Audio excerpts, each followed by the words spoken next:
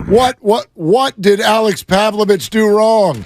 The answer's nothing. What did I do wrong? Thank you, John. It's Dibby and Willie here on 95.7 The Game. Glad you're with us on a Friday. We will take you on home and also take you right up to the coverage of the Spurs and the Warriors. And speaking of NBA basketball, America's foremost NBA insider, Alex Pavlovic, joins us now live from Barclays Center for a Brooklyn Nets game. Okay, multiple choice. You're actually a big hoops fan, or choice B, you're just incredibly bored on an off day, or choice C, you're actually doing another episode of Alex Eats and you just wanted to do the hoops version. I think it's a little bit of all of the above. Okay. I don't know that it's going to be Alex Eats here because I'll just tell you the drink prices start with a 3. They were like, "Welcome to Barclays." So I don't know what food is here, but no, I'll eat something here. The actual reason is Grant Lippman says hello. Oh, he's a friend of yours, and he works for the Hawks, who are in town tonight. So. I did not know the opponent. Okay, now we're living in that fat cat life. I see how it works. Make sure that the fighting Liftmans are ready to go tonight. Yeah, so he came to see him, and he knows some people. So. Yeah, he does. Apparently. And a big game for both. Friday night. Can he not get you a free drink? I mean, he obviously doesn't know the right people. I walked in here, I know prices everywhere are insane, but Brooklyn, NBA, new arena, I've never seen anything like it. So, well, when you starts with a 3, unbelievable. That's crazy. When you got great players like Kevin Durant and Kyrie Irving, I get. Wait, no, never mind. Yeah, they're handing out Nick Claxton shirts tonight. So that's always fun. Oh gosh, yeah, you got that going for you, which is nice. Our Giants insider live in an NBA arena with us here, Alex Pavlovic on 95.7 The Game. Good to have you, my man. Listen, let's ask the question of the day. The acquisition of Gary Sanchez, in your mind, means what for Joey Bart? Not great. I mean, I think, first of all, for me, you go back to yesterday. They can say what they want about Roberto Perez and being a calming presence and being the veteran, but this is a guy who they weren't sure until 2 weeks ago if he'd be healthy enough to catch a lot. So I think you can even go back further to the start of camp when they put Joey on notice, when they kind of didn't do similar things with David VR or other guys who are not very experienced. So they've really made it clear, he's not the guy, I don't think, for this regime. And just because I don't think it's a little bit about what he's done, but I think also it's a little bit like he was not drafted by this regime, and I don't know if they quite see it with him. And, you look at what happened last year, and obviously it was a rough year for him. But for me, still a young guy, and I think is still their best catching option right now. But they feel a little bit differently. I've always thought all along that Patrick Daly's going to be the catcher here maybe as soon as the second half, but it seems like there's a little bit more urgency for him to move quickly here. So what's the route then for the Giants and Joey Bart? What's the end game? Is it send him back to AAA, or is it try to trade him as soon as possible and get something back for him? Well, I think the end game is you hope he figures it out pretty quickly. And, for me, he's still their best catching option. And I think he still provides by far the most upside. And they hope he can figure this out quickly. But it's just kind of telling you they're not going to go through another year like they did last year, and they're going to bring in other options. And guys who maybe have a little bit more upside than what they turned to last year. No knock on Austin Wynns, but Gary Sanchez has a different kind of resume. So, yeah, I think this is just the last 48 hours. It's not just this acquisition, but it's the last 48 hours and going back to the start of camp where they've kind of put Joey on notice. Alex, speaking of the last 48 hours, can you speak to how players within the organization feel about all the up and down and the back and forth, and a Bryce Johnson who earns a spot and at the last second doesn't get it because someone else in Kansas City suddenly becomes available? How does that sit with the Giants clubhouse? Well, I think they've gotten used to it. So it's just, it's just been years of this now, so they've gotten used to it. And I don't think there wasn't really much of a reaction yesterday. I mean, I feel for the kid because he had a good camp, and Sean Jelly had a really good camp, and both of them earned jobs.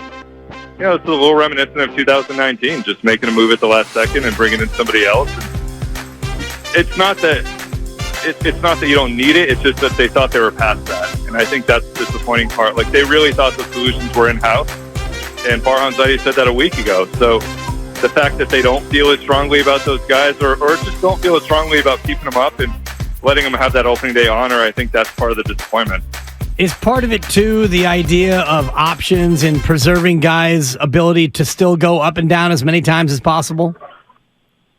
No, Bryce Johnson's not even on the 40-man, so it's not a concern with him. And I think with Sean Jelly, it just ended up being a math issue for him. But it's Matt Beaty's somebody they liked and somebody that they've been after for a while. I would just go back to, again, like, kind of felt like this was the year when solutions were going to start coming from in-house. And Sean Jelly is drafted by the Giants. Bryce Johnson was drafted by the Giants. Blake Sable is a player development success story potentially. So, you didn't want to really see the roster churn that we've seen the last few years. And somebody joked yesterday in the dugout, they're like, I guess we're going for that record, like which they set last year of 67 players. So, they're off to a good start. I think it felt like it was going to be a little bit different this year. So for that to happen a couple hours before first pitch, when we thought we had a pretty good idea of what this team was going to look like, was kind of surprising. Alex Pavlovic, our Giants insider, with us on Willard and Dibs, 95-7 the game. Alex, what about some of the things that they think they do know? In other words, players that had solidified spots, but now you're starting to wonder if that's going to play out. Like, let's talk about what's going on with Mike Yastrzemski. What do you see, and how long is that leash?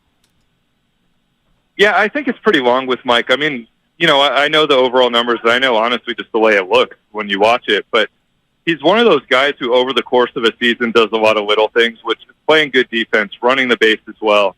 Has long at-bats. They're not the most productive at-bats, but I think he does a lot of little things that make him valuable over the course of the year, and that plays out even when you look at his batting average or the strikeouts or things like that. So I do think that's part of it. And then the second part of this is, like, look, there's nobody else in center field right now. So Austin Slater's hurt. Johnson did not make the team. There's nobody else who can play center field. And, I mean, they hope he can figure it out and get back to who he was. But for now, I think if he has to hit closer to the bottom of your order and just play center field and do a good job out there, they're going to go with that. Who can hit in the middle of the order? Because it seems like this Giants team has a bunch of bottom-of-the-order guys, but is it as easy as relying on Peterson, Haniger, and Conforto to really produce for the throughout the year? Yeah, those are the obvious choices, and then just the way they do things. I mean, Wilmer's right in the heart of the order yesterday. I think J.D. Davis will be at times, and they'll try to find the right matchups where they can, and those guys on certain days are more than capable of being a 2-3-4 for you. But in general, you kind of look around and you look at some of the other lineups they face, and you're like, that guy's going to hit second, that guy's going to hit third every single day. They don't have as many of those guys, especially with the injuries and the fact that Jock is not going to face left-handers. I mean, Conforto is probably their best bet at this point. Alex, I know that for fans, it feels like the pressure is really ratcheting up this year, especially after the disappointing offseason. However, Greg Johnson, I know, spoke just a handful of days ago and really insinuated that with the regime, their plan is to just keep on going business as usual for at least the next handful of years. How would you describe what kind of pressure is on this regime right now? I think probably more than at any point since they've gotten here, just because it was kind of weird early on. I mean, Farhan had to get all his people in place, and then Gabe comes in, and the pandemic happens, and then they win 107 games. So that buys you a lot of rope, and it should buy you a lot of rope. But I do think this is a year where, and for me, I look at the division as well. Like, it's not just the top two teams. Like, if you finish behind the Diamondbacks, then you really start to look around and go, like, what are we doing? Because it's not I think the farm system is better than people think on the outside, but it's not a top five system. And so if the team's middle of the pack again, I do think it becomes a pretty pressure-packed year for those guys. And look, even if they do pick up the option, and Gabe has another year on his contract after this one, you start getting closer to the end of these things. There's more pressure inherently than maybe last year when Gabe has just gotten a new 3-year deal and Farhan's more in the middle of his initial deal. So as they get further along here, there will be more pressure to win. When people ask you what the strength of this team is, what's your answer? Starting pitching. I think, just the fact that 5 days a week, they should feel pretty good about who's out there. I mean, it's not going to be a lot of big names, but some of those guys are much better, I think, than what people think on the outside. And then the other thing I'll say is Taylor Rogers looked outstanding in spring training, and the fact that you can have a guy like that who's been an all-star closer in the past and a really good left-handed reliever in front of Camilo Duvall, who, throwing warm-up pitches at 100 miles per hour now, that combination at the back end of games is really strong. But as we saw yesterday, you have to get there. Alex, the Hawks are -1.5 tonight. What do you think?